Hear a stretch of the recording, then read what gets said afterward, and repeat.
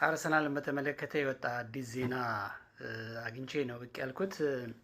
እንግዲህ ከጀርባ እንደምትመለከቱት ያው አርሰናልን በተመለከተ እንደሆነ ሁለቱ ሰዎች ከጀርባ ያሉት የአርሰናል ባለሟሎች ወይም ቤተኞች ስለሆኑ ስለምን ላወራ እንደሆነ ያው መገመት ትችላላቸው። ግን ዞሮ ዞሮ ምንድን ነው ቴሪ ዳንኤል ኦነሪ ያው የቀድሞ የአርሰናል ተጫዋች ነው። ማይክል አርቴታም እንደዚሁ የቀድሞ የአርሰናል ተጫዋች እና ያሁኑ ደግሞ ቁልፉ የክለቡ ወሳኝ አሰልጣኝ ነው እና እነዚህ ሁለት ሌጀንዶች በተለይ ቴሪ ሄነሪ በአርሰናል ቤት ካለው ይሄ ምንድን ነው ካለው ሌጋሲ አንጻር ከሰራው ጀብዱ ካስመዘገበው ውጤት አንጻር በትልቁ የሚነሳ ነው። እንደው ሌላውን ነገር ትተነው አንድ ክስተት ብቻ ስናስታውስ በአርሰናል ቤት ያለው ግን በየትኛውም የፕሪሚየር ሊግ ክለብ ውስጥ የሌለው የወርቅ ዋንጫ አመቱ ሙሉ ሳይሸነፉ ዋንጫ ያነሱበት ሲዝን የዛ ከዋክብት ስብስብ አባል የነበረ እና በዚያ ድል ውስጥ ራሱን የቻለ ትልቅ ድርሻና ሚና ያለው አርሰናልን ከልቡ የሚወድ የትኛውን ክለብ ትወዳለህ ከተጫወትክበት በህይወት ተብሎ ሲጠየቅ በሌላ ቪዲዮም እንደሰራሁት አንደኛ አርሰናል፣ ሁለተኛ አርሰናል፣ ሶስተኛ አርሰናል ብሎ የሚመልስ የአርሰናል ጉዳይ በየቀኑ የሚመለከተውና የሚያሳስበው ምንም ነገር ቢሆን ስለ አርሰናል በቅርበት ተከታትሎ የሚያወራ እንደገና አርሰናል መደገፉ ብቻ ሳይሆን እግር ኳስን በጥቅሉ እግር ኳስን የሚወድና የሚያከብር በጣም ፕሮፌሽናል የሆነ ሰው አርሰናልን ስለወደደና ስላከበረ ብቻ ፌር ያልሆነ ነገር ማያወራ፣ ለአርሰናል ብቻ አዳልቶ ማያወራ፣ ለአርሰናል የሚጠቅመውን ምክር አስተያየት ይሰጣል እንጂ ከዛ ውጪ ሁሉንም በልኩ የሚገልጽ በሙያውም ያው የእግር ኳስ ተንታኝ ነው። ምን ማለት ነው? ያው ጋዜጠኛ ማለት ነው። ጋዜጠኛ ደግሞ ፌር መሆን አለበት ነው።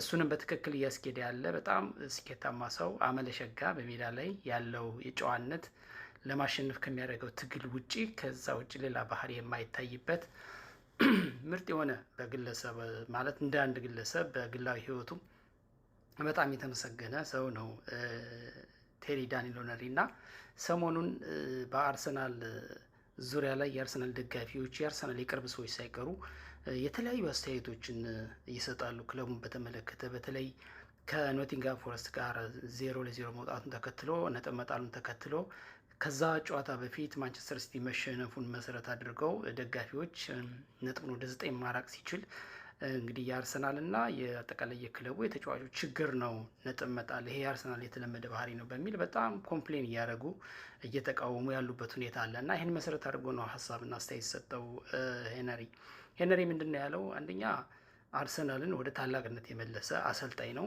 ማይክል አርቴታ ሊመሰገንም ሊከበርም ይገባል ነው።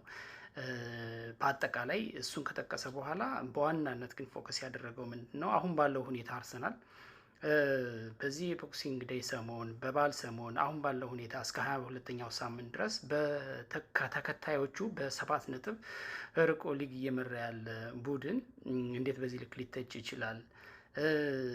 በአጠቃላይ አሁን ስለ ዋንጫ እንኳን ማውራት ባይቻልም ገና ጨዋታዎች ቢቀሩም ነገር ግን አርሰናል አሁን ባለው አቋምና ፐርፎርማንሱ ሊደነቅ እንጂ የሚገባ ሊበረታታ ይበልጥ እንጂ የሚገባ ሊተች አይገባም የሚል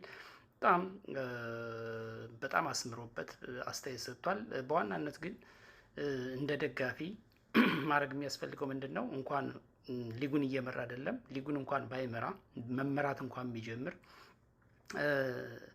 የቡድኑን አባላት በማነሳሳት በመደገፍ አይዟችሁ በማለት ጥሩ እየሰሩ እንደሆነ በመንገር የሚጠቅምና ክሪቲካል የሆኑ ነገሮችን ብቻ በማስተካከያ ሀሳብ ከመስጠት ውጪ እንደ ደጋፊ ግን በማበረታታት እንጂ የበለጠ እንዲራመዱ ማድረግ አሁን ባሉበት ሁኔታ ወደ ኋላ ሊያስቆማቸው እንደገና ስሜታቸው ሊጎዳ የሚችል ነገር መሰንዘር በዚህ ሰዓት ተገቢ አይደለም የሚል ጠንከር ያለ ሀሳብ ነው የሰጠው። ከዛ ሌላ የጠቀሰው ነገር ምንድን ነው? አቻ መውጣትም መሸነፍም ያጋጥማል። አቻ ሳይወጡ ወይም ሳይሸነፉ ዋንጫ የሚነሳበት ታሪክ ብዙ አይደለም። ስለዚህ እንደውም በዚህ ሳምንት ተከታዮቹም ተሸንፈዋል ሁለቱም። እኔም ራሴ በሌላ ቪዲዮ እንደጠቀስኩት እሱም ያነሳው እሱን ነው። ስለዚህ አርሰናል 1 ነጥብ አግኝቷል። አቻን የወጣው አልተሸነፈም። ግን ቢሸነፍስ መሸነፍም እኮ ያጋጥማል ነው። ለምሳሌ በጣም በአርሰናል ቤት ትልቅ ታሪክ ሆኖ ሌሎቹ እስካሁን ያልተጋሩት ታሪክ ሳይሸነፉ አመቱን ሙሉ ዋንጫ በማንሳት ሂደት ውስጥ አርሰናል በዛን አመት ዋንጫ ሲያነሳ ምናልባትም በዚህ የትይዩ ሰዓት ላይ ሆኖ ከዚህ ያነሰ ነጥብ ነበረው ማለት በርከት ያሉ ጨዋታዎችን አቻ የመውጣት እንትን ነበረው። የሚሰብረው የሚያሸንፈው ሙሉ 3 ነጥብ ከመዳፉ የሚወስድ ነው ያልተገኘው እንጂ በዛን አመት አቻ የወጣባቸው ጊዜያቶች ቀላል አልነበሩም እና የሰበሰበው ነጥብ በዛው ልክ ነው። ስለዚህ የሚያስተች ምንም ነገር የለም። ማይክል አርቴታ በጣም ሊበረታታ የሚገባውና ጥሩ ነገር እየሰራ ያለ አሰልጣኝ ነው። ተጫዋቾችም አሁን ባለው ሁኔታ ያሉት ተጫዋቾች በስብስቡ ውስጥ ያሉት ተጫዋቾች በሜዳ ላይ የሚያሳዩት ፐርፎርማንስ ለትችት የሚጋብዝ አይደለም። አርሰናል በጣም ካለበት ተደራራቢ ውድድር ካለበት ጠንካራ ፉክክር አንጻር አሁን ያለበት ሁኔታና ያስመዘገበው ያለው ውጤት በጣም መልካም ነው ብሎ ማለት ነው የሚቻለው። ስለዚህ ከማበረታታት ከመደገፍ ውጪ በዚህ ልክ እየመራን ያለ ከፊት ያለን ቡድን ደጋፊው ነህ ሁልጊዜ የምተች ሁልጊዜ የምታለቃቅስ ከሆነ እነዚህ ሰዎች ናቸው፣ ስሜታቸው ይጎዳል። ወደፊት ከመሄድ ይልቅ በጣም የሞት የሽረት ትግል አድርገው ከመቀጠል ይልቅ ሊደክማቸው ይችላል። ሞራል ነው። በሌላ በኩል እግር ኳስ ማለት ስነ ልቦና ነው፣ ሞራል ነው። አንዳንዴ ለደጋፊም ለሚደግፋቸውም ህዝብ ወይም ደግሞ ለሚከተላቸው ህዝብ ሲሉ የሚከፍሉትን መስዋዕትነት በተወሰነ እርምጃ ሊቀንሱ ይችላሉ ወይም ወደ ኋላ ሊመልሳቸው ይችላል እና ጥንቃቄ ያስፈልጋል። ከማበረታታት ውጪ መተቸት ስራችን ብለን መያዝ የለብንም። ይሄ ቡድን በጣም ሊደነቅ ይገባል ብሏል ቴሪ ዳንኤል ኦነሪ እና እኔም ይህን ሀሳብ በደንብ ስለምጋራው ነው አሁን ሀሳብ እየሰጠሁበት ያለሁት። በነገራችን ላይ በዚሁ አጋጣሚ እንግዲህ አርሰናል እንደምታውቁት እንግዲህ በሊግ ካፕ ነበረው፣ ከዛ በኤፍኤ ካፕ ቀደም ብሎ ነበረው፣ ከዛ በኋላ በፕሪሚየር ሊግ መጣ። አሁን ደግሞ እንግዲህ ነገ ማለት ማክሰኞ ደግሞ በአውሮፓ ቻምፒየንስ ሊግ ከጠንካራው ኢንተር ሚላን ጋር የሚጫወት ነው የሚሆነው። በነገራችን ላይ ሙሉ ስኳዱ በፎቶ እንደምትመለከቱት ጣሊያን ገብቷል። ኢንተር ሚላን ጋር ለሚያደርገው ጨዋታ ዝግጅቱን ጨርሶ ወደ ቦታው ደርሷል። እንግዲህ መልካም እድል እንዳለ ለአርሰናል ሁሉም ደጋፊዎች በነገራችን ላይ አርሰናልን ከመደገፍ ያለፈ ምንም ለተቃውሞ የሚያነሳሳ ተቃውሞ የሚያሰነዝር ምንም ነገር አለ ብዬ እኔም በግሌ አላምንም እና በእንግሊዝ ፕሪሚየር ሊግ ገና የሚቀሩ ጨዋታዎች ቢኖሩም በ7 ነጥብ መምራት ማለት ኦልሞስት ዋንጫውን የመያዝ ያህል ነው ብሎ ማውራት ባይቻልም ገና 16 ጨዋታ እያለ ነገር ግን አካሄዳቸው ጥሩ ነው ካለው ተደራራቢ የውድድር መርሃ ግብር አንጻር ያን ያህል ለትችት የሚዳርግ ነገር አይደለም የሚል እምነት አለኝ። እኔ በሄነሪ ሀሳብ ነው ሙሉ በሙሉ መስማማው። ከዛ በተጨማሪ ግን ያሉትን የውድድር መርሃ ግብሮችንም ማየት ነው ምን ያህል ተደራራቢ እንደሆኑ እና 4 ዋንጫዎችን ከፊቱ አድርጎ እየተወዳደረ ያለ ቡድን ነው አርሰናል። ለሁሉም ተገማቹን የቀረበ። ስለዚህ በዚህ ክለብ ልንኮራ አሁን ካለበት ልናበረታታው እንጂ የሚገባው ትችት ከዚህም ከዛም አሁን ከኛ ሀገርም ጀምሮ ትችቶች ስላሉ ነው በተለያየ አጋጣሚ እና ማይክል አርቴታ እውነት ምስጋና ይግባው ለሱ። አርሰናል የት ደረጃ እንደነበር የተንኮታኮተ ሁላችንም እናስታውሰዋለን።